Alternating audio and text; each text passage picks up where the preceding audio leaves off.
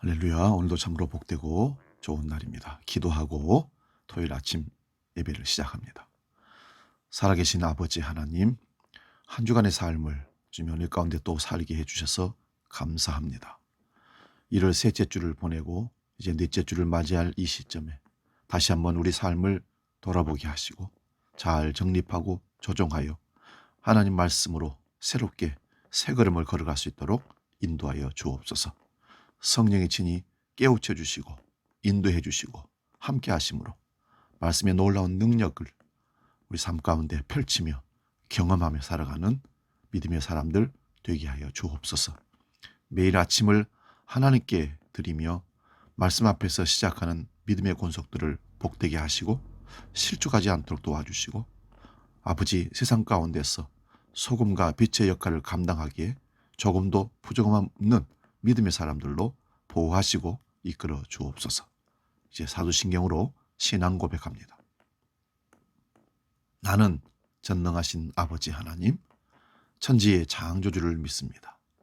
나는 그의 유일하신 아들, 우리 주 예수 그리스도를 믿습니다.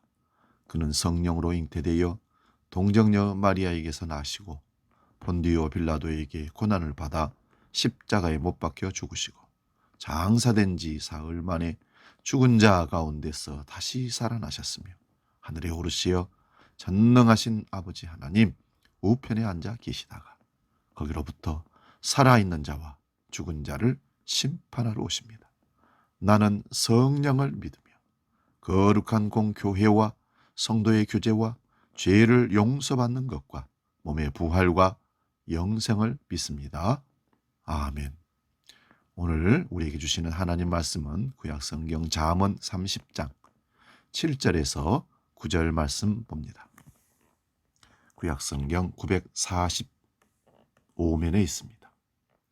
잠언 30장 7절에서 9절 봉독할 때에 살아계신 하나님의 음성을 듣기 바랍니다. 봉독합니다. 내가 두 가지 일을 주께 구하였사오니 내가 죽기 전에 내게 거절하지 마시옵소서. 곧 헛된 것과 거짓말을 내게서 멀리 하옵시며 나를 가난하게도 마옵시고 부하게도 마옵시고 오직 필요한 양식으로 나를 먹이시옵소서. 혹 내가 배불러서 하나님을 모른다 여호와가 누구냐 할까 하오며 혹 내가 가난하여 도둑질하고 내 하나님의 이름을 욕되게 할까 두려워함이니이다. 아멘. 오늘 말씀의 제목은 아굴의 기도라는 제목을 잡습니다. 잠언 30장은 아굴의 잠언입니다. 아굴이 믿음의 사람으로 하나님 앞에서 자기 인생을 결단하며 기록한 잠언입니다. 그 중에서 오늘 7절에서 9절은 기도의 내용이 들어있습니다. 이 기도를 아굴의 기도라 이렇게 합니다. 성도에게 생명과도 같은 기도를 여러분 많이 하는 것과 자주 하는 것도 중요합니다. 그러나 기도의 내용이 더 중요하다는 것을 알아야 합니다. 많이 하는 것과 빈도수를 자주 하는 것 중요하지만 내용이 더 중요하다는 것.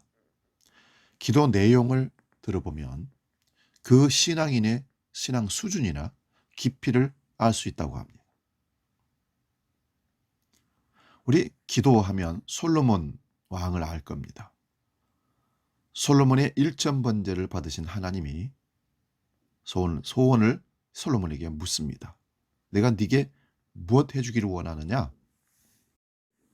그때 솔로몬은 열왕기상 3장 7절에서 9절에 자신은 아이와 같아서 하나님의 택한 백성을 이끌 힘이 없으니 듣는 마음, 지혜를 달라고 하나님께 구합니다. 그런데 그 기도 내용이 하나님 아버지 마음에 들었다고 열왕기상 3장 10절에 말씀합니다. 그러면서 네가 부귀도 원수의 생명도 구하지 않고 듣는 마음을 구한 것을 내가 무척 기뻐하노라. 그래서 하나님은 구한 것뿐만 아니라 구하지 아니한 부귀와 영광도 함께 솔로몬에게 허락해 주셨습니다. 여러분은 최근에 어떤 기도를 드리고 있습니까? 특히 연초에 우리가 드리는 기도 내용들이 다 무엇입니까? 잠언 30장 아굴의 기도는 오늘 우리에게 어떤 기도를 해야 되는 것지를 보여주는 기도의 내용의 모범적인 모습입니다. 아굴은 솔로몬 왕의 측근으로 지혜와 시를 왕과 나누었던 현자로 알려져 있습니다. 오늘 본문의 아굴의 기도는 한눈에 봐도 내용이 솔직하고 충실한 믿음의 기도인 것을 알 수 있습니다. 아굴이 평생에 이루어지길 소원하는 기도는 딱 두 가지였습니다. 첫 번째 한 가지는 진실한 삶을 살게 해달라는 것입니다. 8절 말씀입니다. 곧 헛된 것과 거짓말을 내게서 멀리하옵시며, 이게 첫 번째 기도입니다. 한마디로 하나님의 진실한 사람으로 살고 싶다, 이런 고백입니다. 현대인들은 거짓을 심각하게 생각하지 않는 경향이 참 많은 것 같습니다. 세상을 살아가는데 필요한 양념쯤으로 아마 여기는 것 같습니다. 예수 믿는 사람들 역시 크게 다르지 않는다는 점입니다. 거짓에 대해 점점 둔감해지고 있습니다. 미국 사회에서 거짓말장이라는 말은 과거 아주 치명적이었다고 합니다. 거짓말한 사람에게는 다시는 기회를 주지 않았기 때문에 그렇습니다. 그러나 최근에 한국이나 미국도 거짓에 대해서 굉장히 관대해지고 있다고 합니다. 트럼프 대통령 경우는 절반은 거짓인 것 같다라는 얘기가 기사로 떴습니다. 우리나라 동양인들은 거짓말에 대해 훨씬 더 관대하다고 합니다. 일본에는 거짓말도 한 방편이라는 속담도 있습니다. 우리 속담에도 거짓말이 외삼촌보다 낫다는 말이 있을 정도입니다. 오늘 믿음의 사람 아굴은 주여 진실하게 살게 하소서. 사실 거짓과 순전하지 못한 속이는 말은 무서운 것입니다. 대수롭지 않게 생각하면 성경의 관점은 완전히 달라집니다. 에베소서 4장 25절에 보면 그런즉 거짓을 버리고 각각 그 이웃과 더불어 참된 것을 말하라. 이는 우리가 서로 지체가 됨이라. 거짓은 모든 인간관계를 무너뜨리고 공동체의 신뢰를 파괴하는 말입니다. 진리로 띠를 띠지 않으면 그리스도인은 복음 증거의 능력을 상실하고 맙니다. 어떠하니더라도 예수 그리스도의 복음을 전할 때는 거짓이나 과장된 말을 섞어서는 안 되는 것입니다. 에베소서 6장 14절입니다. 그런즉 서서 진리로 너희 허리띠를 띠고 의의 호심경을 붙이고. 어떻게 전하느냐는 방법보다 누가 전하느냐가 더 중요합니다. 전달자의 중요성. 거짓말하면 지옥 간다고 성경은 경고합니다. 거짓 없는 진실한 사람이 복음을 전할 때 하나님의 성령의 능력은, 복음의 능력은 나타납니다. 계시록 21장 8절입니다. 그러나 두려워하는 자들과 믿지 않은 자들과 흉악한 자들과 살인자들과 음행하는 자들과 점술가들과 우상 숭배자들과 거짓말하는 모든 자들은 불과 유황으로 타는 못에 던져지린 이것이 둘째 사망이라. 왜 거짓말은 지옥 가는가? 성경의 지적처럼 거짓은 마귀의 영성이기 때문에 그렇습니다. 요한복음 8장 44절을 보면 너희 아비 마귀에게서 났으니 너희 아비의 욕심대로 너희도 행하고자 하느니라.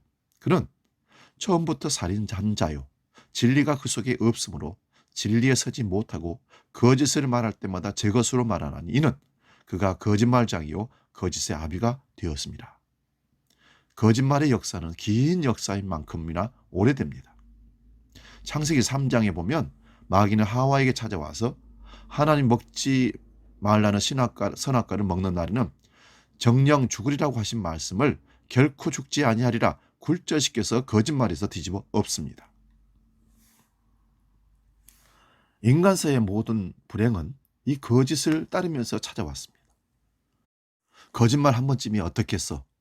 우리는 쉽게 간과하고 넘어가는 경우가 많습니다. 이것이 내 마음의 집을 무너뜨릴 수 있다는 것을 알아야 됩니다. 깨진 유리창 이론이라는 것이 있습니다. 빈 건물에 깨진 유리창 하나를 방치하게 되면 연이어 옆 유리창도 깨진다는 것입니다.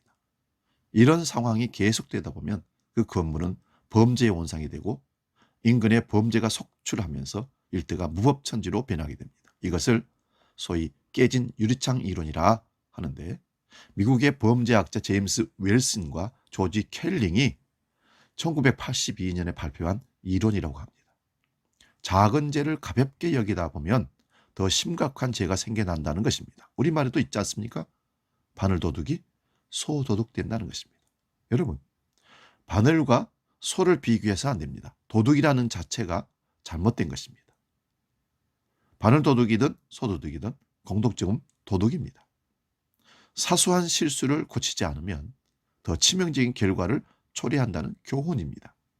내면의 죄를 가볍게 여기다 보면 더 큰 죄를 불러오게 됩니다. 어느 때보다 적은 누룩이 온 덩이를 퍼지게 만들어 버립니다. 성경의 경고에, 하나님의 경고에 귀를 기울여야 합니다. 거듭난 그리스도인으로 죄는 모양이라도 버리는 단호함이 필요합니다. 그럴 때 내가 거룩하니 너희도 거룩하라는 그 거룩하신 주님의 명령에 함께 동행하고 함께 살아갈 수 있습니다. 하나님은 간절하고 진실된 기도를 원하십니다. 아굴의 두 번째 기도는요, 믿음의 삶을 살게 달라는 것입니다. 8절 뒷부분을 보면 나로 가난하게도 마옵시고 부하게도 마옵시고 오직 필요한 양식으로 나를 먹이시옵소서. 즉 하루하루 하나님을 의지하며 살겠습니다 라는 기도입니다. 이건 역시 우리 기도와는 다른 것 같습니다. 참으로 지혜로운 기도라 아니할 수 없습니다.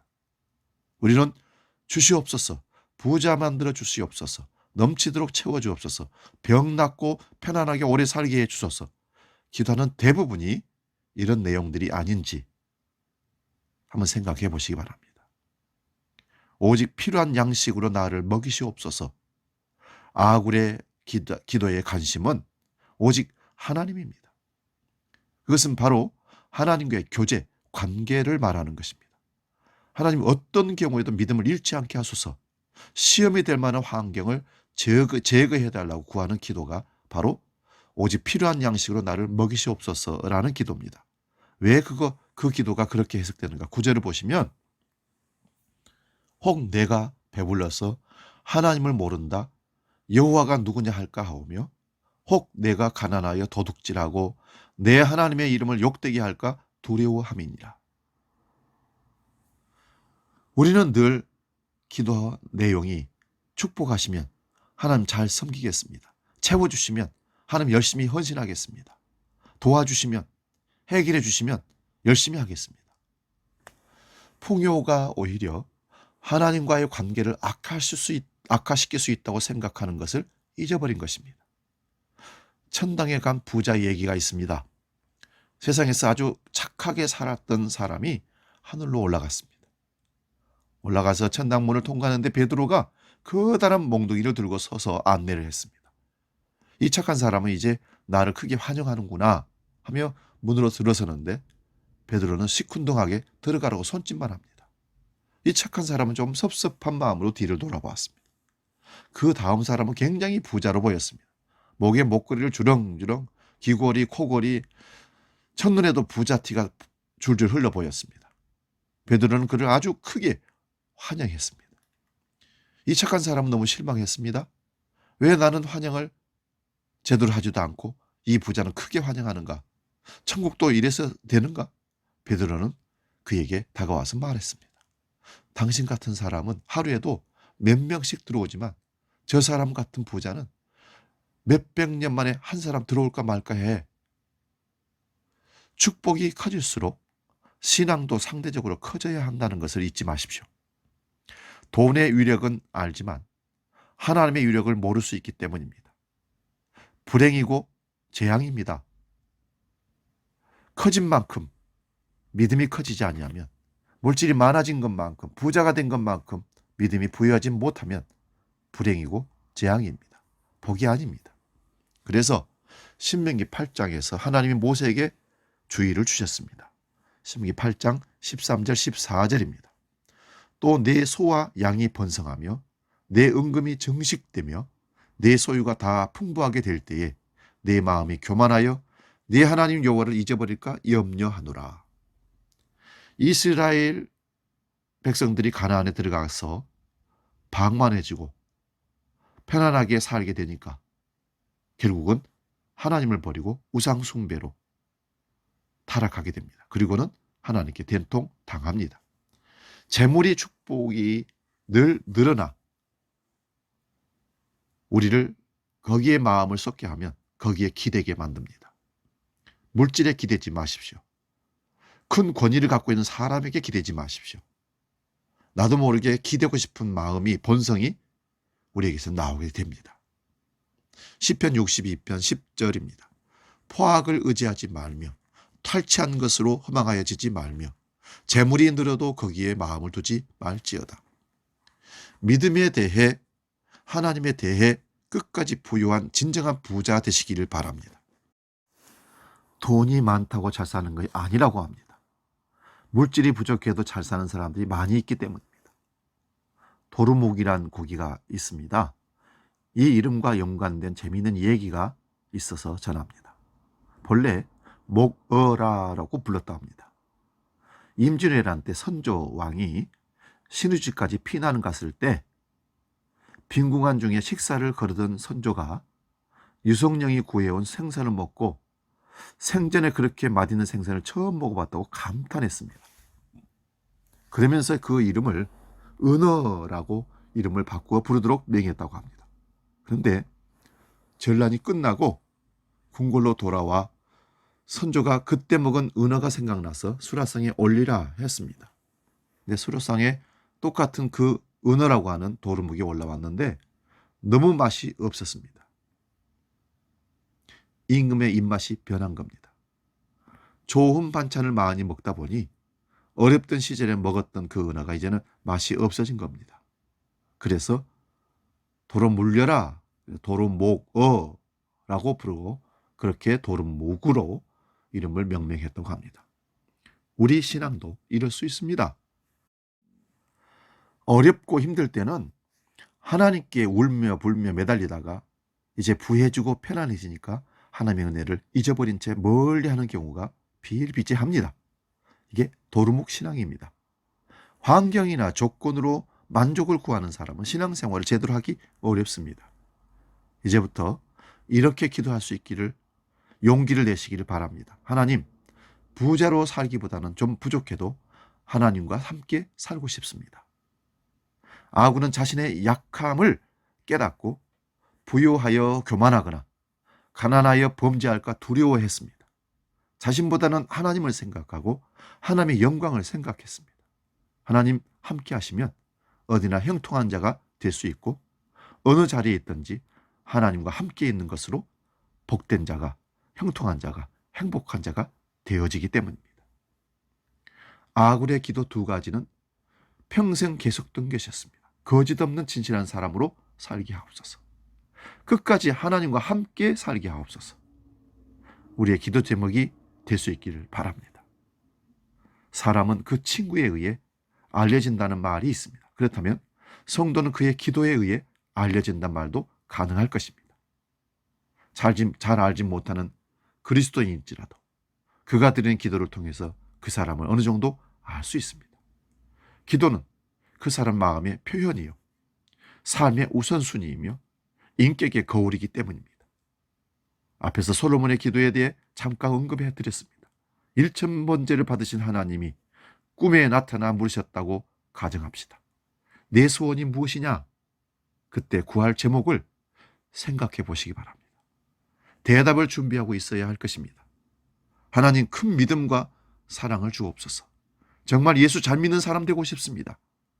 하나님 나라가 내 자신 안에, 우리 가정에, 우리 교회 안에, 이 민족 가운데 이루어지게 하옵소서.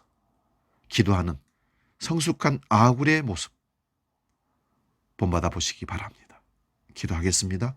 하나님, 아굴의 기도가 오늘 우리 마음속에 큰 울림을 줍니다.